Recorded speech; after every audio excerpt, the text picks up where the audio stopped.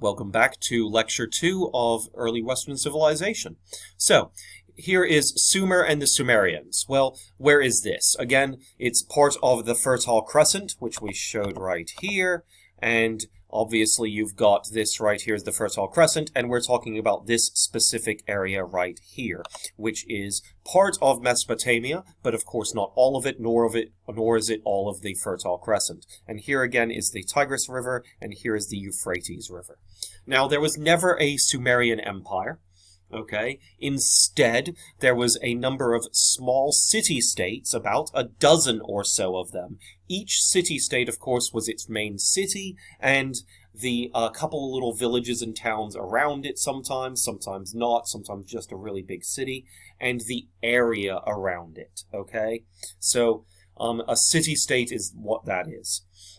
These city-states were separated by commonly known boundaries. Sometimes something as simple as white rocks or some other colored rocks along the edges of their city-state, and saying that if you kind of crossed into one, you were going from one into the other, is the idea. And the people knew that they wouldn't cross the rocks, or sometimes it was a landmark of some sort, or maybe a ditch, or a drainage canal or something like that was used. These city-states were, of course, all kind of together in their own way, not as a nation, but culturally together, because they had a very common language and culture amongst all of them. They had the same belief systems, they had many of the same words and exact same language, even when it goes from written to spoken. Sometimes there would be slightly different accents and something slightly different pronunciations and maybe a different lingo or something like that from town to town and city-state to city-state. But for the most part, almost identical amongst all of them, culturally speaking, even though they all identified as their own city-states. So if you were from Kish, you would identify from Kish, and you would count yourself as different from someone from Lagash in most ways. But really, when you actually thought and boiled down to things, everything, you were the same as that kind of person in many ways. Each of these city-states, and there are more than just the four pictured here, there was about a dozen of them. Each of them was ruled by a priest or governor, known as an ensi, or by someone that was thought to be like this god-like style king or a god king, known as a lugal. Okay, a lugal or an ensi were kind of the typical leaders of the Sumerians there. We also had quite a lot of accomplishments from these people back then. This is one of the first major civilizations in the world, and the Sumerians accomplished a huge amount during this period. And of course they lasted from the years 4000 BCE roughly to the year 1900 BCE, so about 2000 years of a civilization. So one of their major accomplishments was, of course, wheeled transport. First, it would have been four-wheeled carts, then they might have gone to two-wheeled carts. Maybe they started with two-wheeled and then went to four-wheeled. Either way, it doesn't matter for the purposes of this class. What does matter is that they came up with solid wooden wheels. Now, it's not going to be like a bike wheel like you have on a bicycle, with all the different spokes and the openings between the parts. It would have been a solid, big wooden wheel, okay, like a big giant wooden circle, as you can see right here on this little bronze or copper model right here, where these wheels were solid. Now, it would have been much bigger, okay, but this is exactly what it would have looked like, okay, these solid wooden wheels. You also could use the solid wooden wheel for another thing that is not mentioned on here, and what is that? If you turn it sideways. Pottery wheel. You could spin it round and make pottery, and round pottery. So if anyone's done anything with clay or art or anything like that, you would know what I'm talking about. A solid wooden potter wheel kind of thing like that. Other ideas that they came up with was, of course, irrigation, and that was very important because the Tigris and Euphrates rivers here were about 100 or 200 miles apart in different areas, if not more so, and then sometimes they wedge together and they end up merging. But what about all the area that's in between or on the edges of this area. You had to get water to it somehow, and of course what they did was they built canals to bring river water to fields during the dry periods, because again, they are trying to rely on water to grow crops in the middle of what would amount normally to kind of what would be a desert without those rivers. And so without the rainfall, which wasn't enough, again, 9.8 inches in this area, as opposed to dozens of inches in many other places that grew crops, it's not enough, especially if they have a dry year. So how did they get the water? Irrigation canal. Pretty simple. As well as creating levees, okay, something that we are very familiar with in the Louisiana area, to hold back the flooding river water from when the rivers do flood on their own in the springtime or at different times of the year.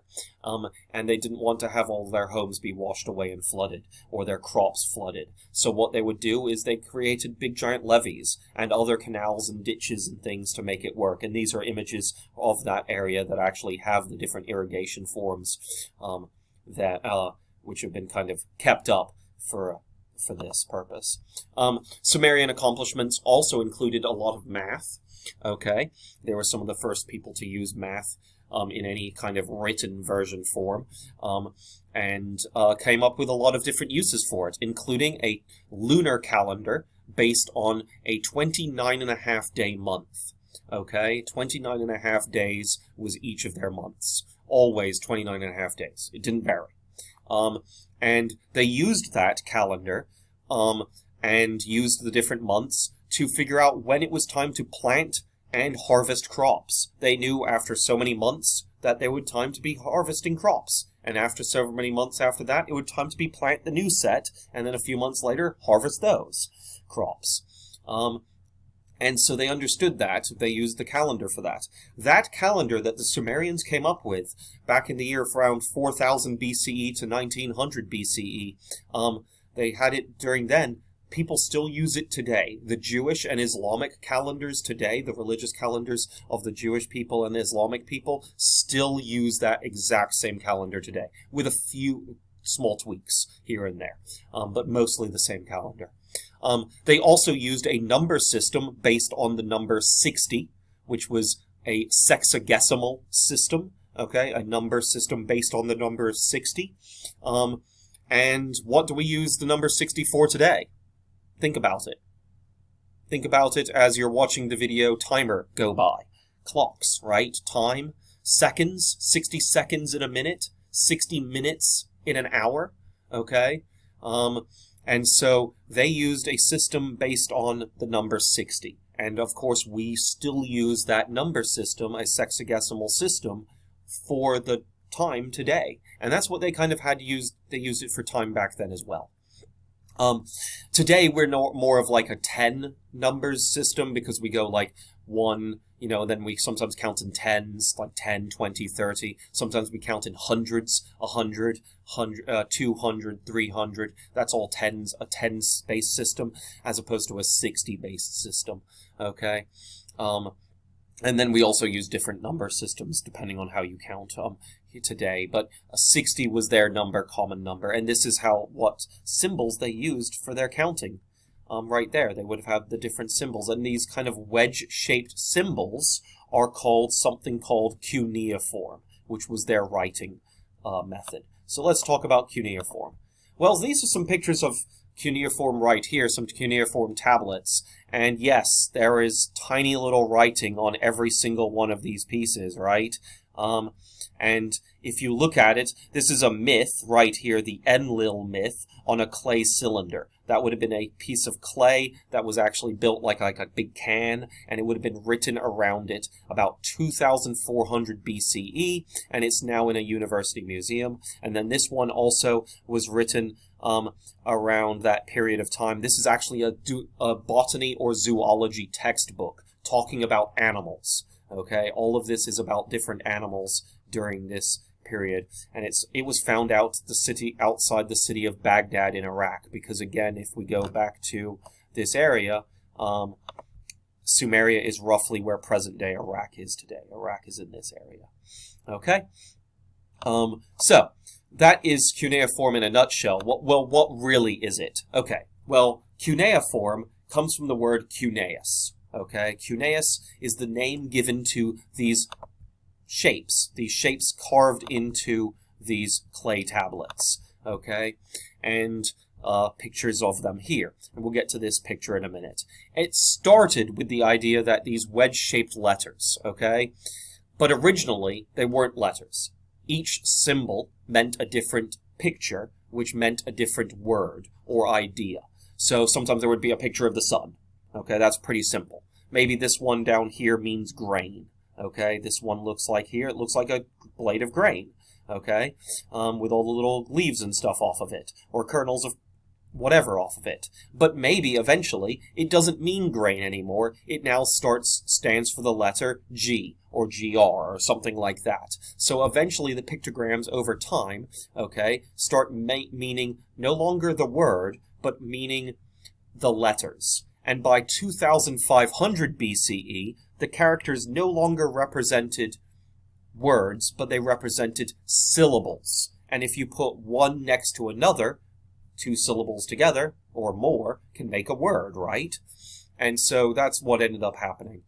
We've got thousands upon thousands of these clay tablets, very similar to this, sometimes much smaller, sometimes much larger.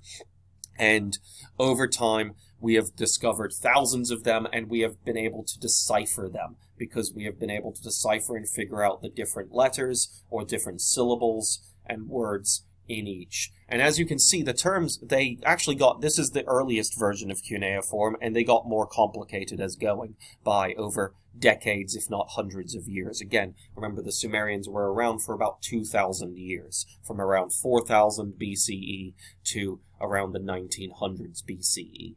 Okay, so about 2,100 years. And so, the 90% of all the tablets that we have found are administrative items, meaning receipts or records of trade, records of business, records of government. And then we have some, like this one right here, that is a story, the myth of Enlil. But, more importantly, there is one that is called the Epic of Gilgamesh. So, we will come back to that one in just a minute. And here's a good picture of one of the libraries of the Sumerians that they would have had, and they had all these tablets stacked in little shelves for different reasons. And they would have been like, okay, so this would have been about one topic, this would have been about a different topic, it would have been basically a library. Or just a storage facility for tons of receipts. And so much harder to print out one of these and on clay tablet as opposed to printing out a receipt at a store today, right? And this is a Sumerian archway gate, okay, of a building, actually into a city. So what's the Epic of Gilgamesh? Well, the Epic of Gilgamesh was a story that was finally deciphered around the year 1872 CE. So almost 200 years ago from today, it was deciphered and translated by that man right there, George Smith. Okay? He was a historian, and he actually pieced together different broken tablets that he found at the city of Nineveh, which was an ancient city, in the 1850s. About 20 years prior, he had taken all of these pieces together, and he kind of started realizing they kind of fit together like puzzle pieces. Some of them are saying the same kind of idea and same kind of story, because by then we could even read cuneiform.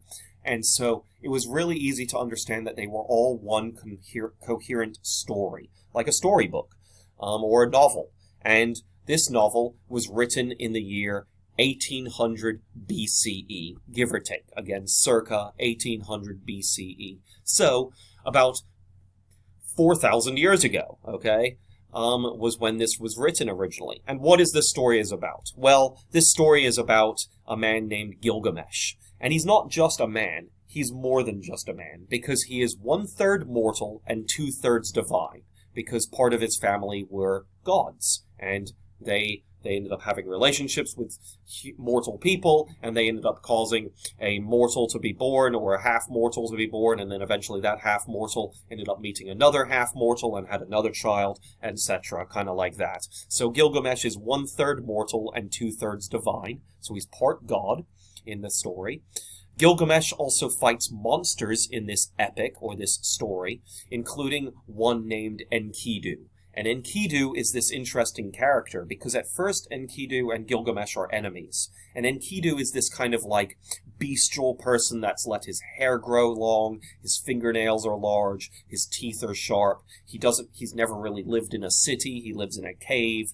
He's kind of this kind of man-beast person, almost like a werewolf almost. And Gilgamesh beats him in this big kind of epic combat, and instead of killing Enkidu, Gilgamesh spares his life, and Enkidu basically becomes his sidekick, and they go around fighting against the monsters and other monsters all the time.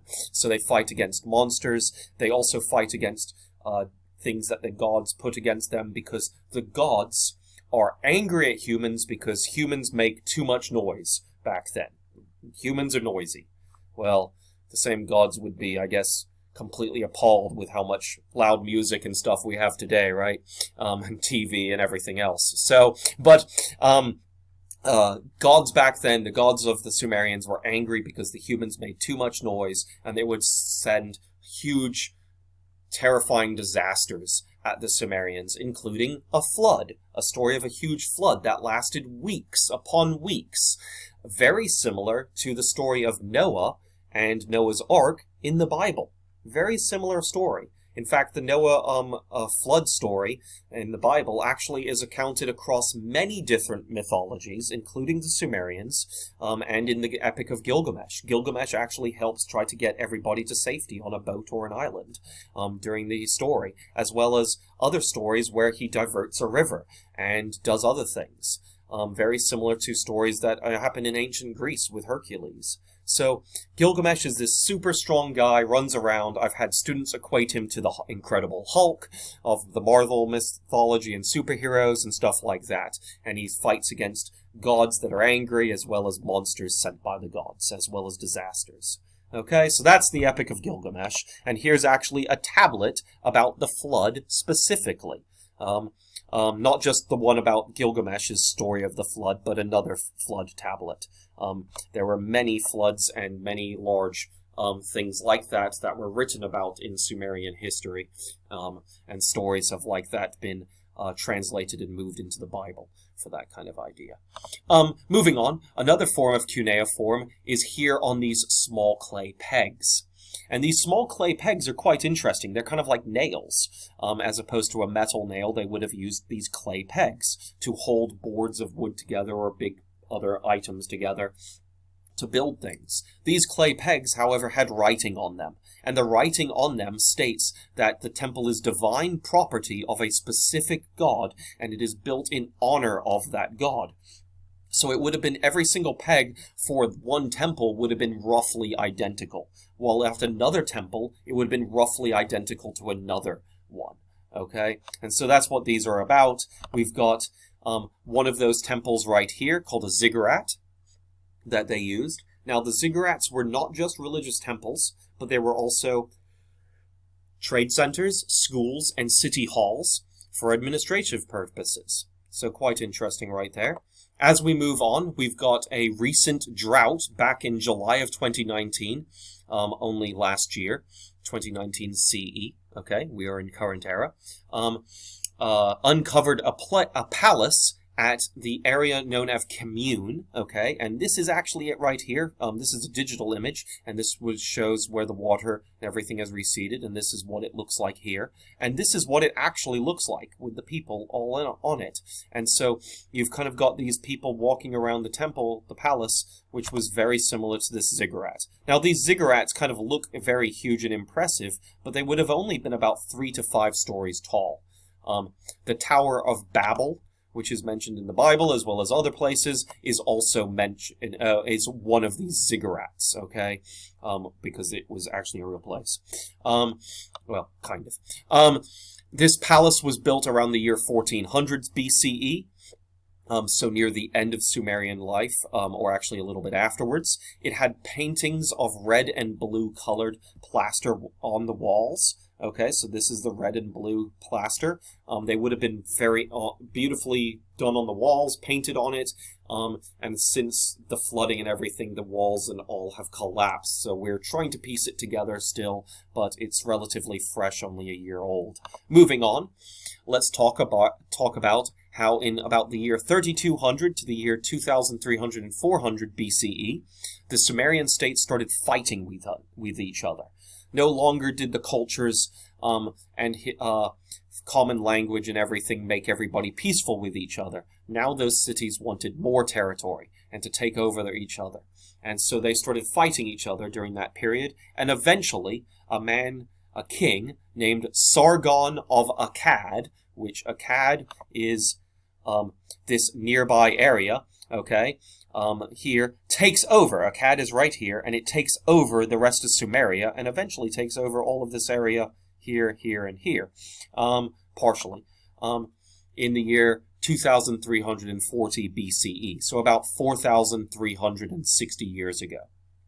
Akkad conquers the city-states of Sumeria and creates the Akkadian Empire, or Akkadian Empire. And it reaches, again, from the Persian Gulf to Syria. Persian Gulf all the way almost to Syria right here, present-day Syria. And this Akkadian Empire, or Akkadian era, lasts from 2340 BCE to 2130 BCE. So about 200 years. About 210 years. And this is a picture of Sargon right there, or a picture of a statue of Sargon made of metal. And of course his eye has been damaged, not because of actually his damage, but the statue itself has been damaged. Moving on, further, if you look right here, what's this look like? This is very similar to the shape of the Akkadian Empire, right?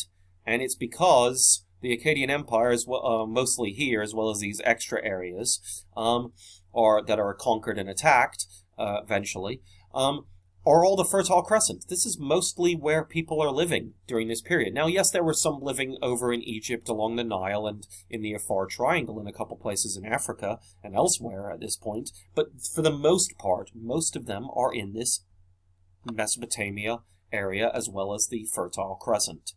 Moving on to Hammurabi and the Amorites. We'll talk about that for the last part of this video, and then we'll go on to Egypt for the next part of the video, or for the next video.